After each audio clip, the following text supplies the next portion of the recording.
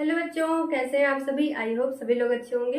तो आज की इस वीडियो में हम पढ़ने वाले हैं बच्चों विद्युत धारा का चुंबकीय प्रभाव, जो कि एक अगला चैप्टर हमारा है। हम इस चैप्टर में चुंबक के बारे में पढ़ेंगे और ये भी समझेंगे कि जो चुंबक होता है वो एक जो लोहा होता है उसको अट्रैक्ट कैसे कर लेता है। आपने कभी ध्यान से देखा होगा कि जो चुंबक होता है, अब आप अगर दो चुंबक को आपस में ऐसे करेंगे तो थोड़ा सा दूर भागता है। वो क्यों होता है? कोई भी जैसे चुंबक है तो आपस में तुरंत ही अपनी तरफ खींच लेता है, ऐसा क्यों होता है? ये सभी रीजंस को हम पढ़ेंगे और इससे रिलेटेड जो भी डेफिनेशंस आपसे एग्जाम में पूछी जाती हैं उसको भी हम समझेंगे। ठीक है, तो आपका काम क्या है, वीडियो को शेयर करना। तो आप सभी दोस्तों के साथ वीडियो जरूर शेयर करते रहें। चलो, अब जैसे जैसे आप वीडियो को शेयर करते रहेंगे मेरा मोटिवेशन बढ़ता जाएगा और आपके लिए अच्छे से कंटेंट मिलाती रहूँगी। ठीक, कुछ करना तो है नहीं इसमें कि आपको कोई फीस देनी है। बिना फीस के आप इतनी अच्छी वीडियोस अच्छे चीज़ें आप पढ़ ले रहे हैं, आपके लिए यही बहुत बड़ी बात है बच्चों। हम लोग के टाइम पे तो ऐसा होता ही नहीं था। हम लोग को तो कोचिंग लेनी पड़ती थी, स्कूल जाना पड़ता था, बहुत मेहनत करनी पड़ती थी। आप लोग के लिए तो इतना ही सब इजी हो गया है, तो वो बस आप लोग को क्या करना है, शेयर करते रहना है। ठीक है, चलो, विद्युत धारा का चुंबकीय प्रभाव होता क्या है। इस चैप्टर को पढ़ने से पहले हमें इस चैप्टर का जो मतलब है वो हमें समझना है। तो क्या कहा गया है, चैप्टर का नाम क्या है, विद्युत धारा का चुंबकीय प्रभाव। तो विद्युत धारा का चुंबकीय प्रभाव होता क्या है, इसकी डेफिनेशन तो हमें पता होनी चाहिए ना, चैप्टर पढ़ रहे हैं। तो लिखेंगे कि विद्युत धारा के चारों, देखिए विद्युत धारा जो होती है, विद्युत धारा को किससे लिखते हैं, आई से लिखते हैं। तो इस विद्युत धारा, मान लीजिए ये धारा है आई, इसके चारों तरफ मान लीजिए क्या है, चुंबकीय क्षेत्र बन जा रहा है। तो विद्युत धारा के चारों तरफ चुंबकीय क्षेत्र का स्थापित हो जाना क्या कहलाता है, विद्युत धारा का चुंबकीय प्रभाव कहलाता है।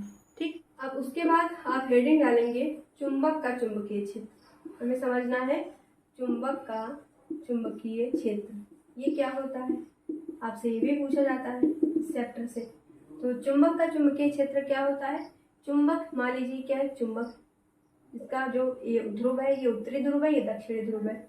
तो इस चुंबक के चारों ओर चुंबकीय क्षेत्र स्थापित हो जाना क्या कहलाता है,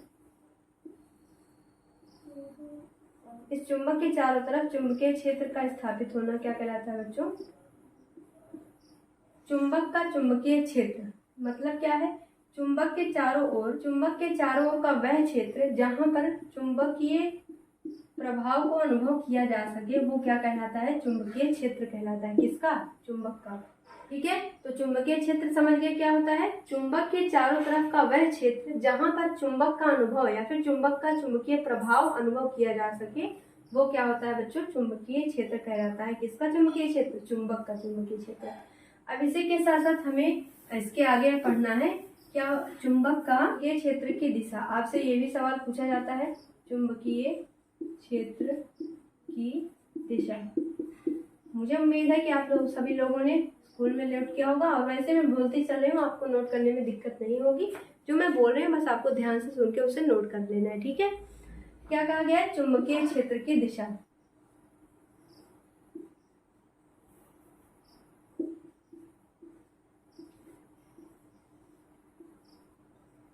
क्या है, अब देखिए ये क्या है, चुंबक है जिसका ये उत्तरी ध्रुव है, ये दक्षिणी ध्रुव है। नॉर्थ का, एन का मतलब नॉर्थ, एस का मतलब साउथ। तो बोला गया है आपसे चुंबकीय क्षेत्र की दिशा क्या होती है, आपसे पूछा जाए तो आप क्या कहेंगे कि उत्तर से दक्षिण की तरफ। कोई जैसे मान लीजिए चुंबक रखा हुआ, किसी क्षेत्र में एक चुंबक रखा हुआ है, तो चुंबक जो वो चुंबक है, चुंबक के उत्तरी ध्रुव से दक्षिणी ध्रुव की ओर की जो काल्पनिक रेखाएं खींची गई हैं उनकी जो दिशा होगी, उत्तर से दक्षिण की ओर जो ये दिशा होगी जिसमें लाइनें खींची गई काल्पनिक रेखाएं, इसी को हम क्या कहते हैं, चुंबकीय क्षेत्र की दिशा बोलते हैं। सॉरी बच्चों, यहाँ पे उत्तरी ध्रुव नहीं होगा, यहाँ पे दक्षिण से उत्तर की तरफ होगा। इसकी दिशा क्या होगी, दक्षिण से उत्तर। अब आपसे बहुविकल्पीय प्रश्न पूछा जाता है, जो चुंबक है उसका जो चुंबकीय क्षेत्र जो दिशा होती है वो किस तरफ से होती है, उत्तर से दक्षिण। ऐसे आपसे सवाल ऑप्शन में दिया रहेगा, उत्तर से दक्षिण कि दक्षिण से उत्तर, साउथ ले लेते, साउथ टू नॉर्थ या फिर north to south, east to west, west to east, कुछ भी दे सकता है। तो ध्यान आपको रखना है क्या, साउथ से नॉर्थ होता है, नॉर्थ से साउथ नहीं होता, मतलब उत्तर से दक्षिण नहीं होता, दक्षिण से उत्तर की तरफ होता है। किसी चुंबक में उसका जो चुंबकीय मतलब कोई एक चुंबक है, चुंबक के दक्षिणी ध्रुव से उत्तरी ध्रुव की तरफ खींची गई जो काल्पनिक रेखा की दिशा होती है वही क्या होती है, चुंबक का चुंबकीय क्षेत्र जो होता है उसकी दिशा होती है। ठीक है, समझ गए, सीधी सी बात। अब आप हेडिंग डाल दीजिए चुंबकीय बल रेखाएं क्या होती हैं, और बहुत बार पूछा गया है। तो हेडिंग डालेंगे आप, क्या लिखेंगे, चुंबकीय बल रेखाएं क्या होती हैं। चुंबकीय बल रेखाएं किसे कहते हैं, समझते हैं ये क्या होता है चुंबकीय बल रेखाएं। लिखेंगे चुंबकीय क्षेत्र में बल रेखाएं वे काल्पनिक रेखाएं हैं जो उस स्थान में चुंबकीय क्षेत्र की दिशा का अविरत प्रदर्शन करती हैं। अभी आपने देखा मैंने एक चुंबक बनाया, ये मान लीजिए चुंबक है, ये नॉर्थ, ये साउथ, इसका उत्तरी ध्रुव दक्षिणी ध्रुव। तो कह रहा है कि जो बल रेखाएं चुंबकीय बल रेखाएं हैं वो क्या है, चुंबकीय क्षेत्र में बल रेखाएं वे काल्पनिक रेखाएं हैं, वे काल्पनिक रेखाएं हैं, मान लीजिए काल्पनिक रेखाएं जो उस स्थान में चुंबकीय क्षेत्र की दिशा, ये तो बता रही है, ये जो रेखाएं खींची गई क्या बता रही है, दक्षिण से उत्तर की ओर जा रही है, क्या बताती है, चुंबकीय क्षेत्र की दिशा ही तो बता रही है। तो बोला गया है चुंबकीय बल रेखाएं वो काल्पनिक रेखाएं हैं जो उस स्थान में चुंबकीय क्षेत्र की दिशा का क्या करती हैं बच्चों, अविरत प्रदर्शन करती हैं। ठीक है ना, समझ गए। अब आप हेडिंग डाल दीजिए चुंबकीय बल रेखाओं के गुण। हमें पढ़ना है कि चुंबकीय जो बल रेखाएं हैं उनके गुण कौन कौन से होते हैं।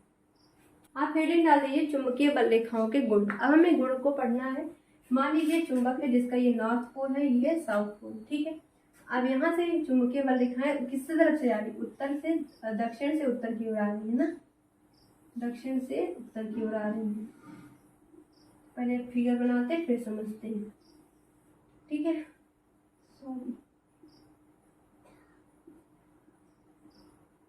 अब देखो, पहला आप लिखेंगे कि जो चुंबकीय बल रेखाएं होती हैं वो क्या करती हैं, चुंबकीय क्षेत्र की दिशा को प्रदर्शित करती हैं। दिशा प्रदर्शित कर रही हैं किस तरीके से, साउथ से नॉर्थ, किस तरीके से, साउथ से नॉर्थ।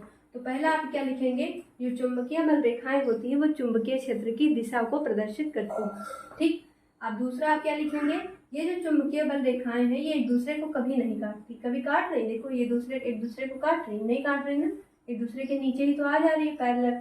तो क्या कहेंगे आप कि जो चुंबकीय बल रेखाएं होती हैं वो एक दूसरे को कभी नहीं काटती, ठीक है, दूसरा हो गया। थर्ड में आप लिखेंगे कि जो चुंबकीय बल, जो यहाँ पे देखो, यहाँ पे क्या है, पास पास है, और यहाँ पे क्या है, दूर है ना, दूर।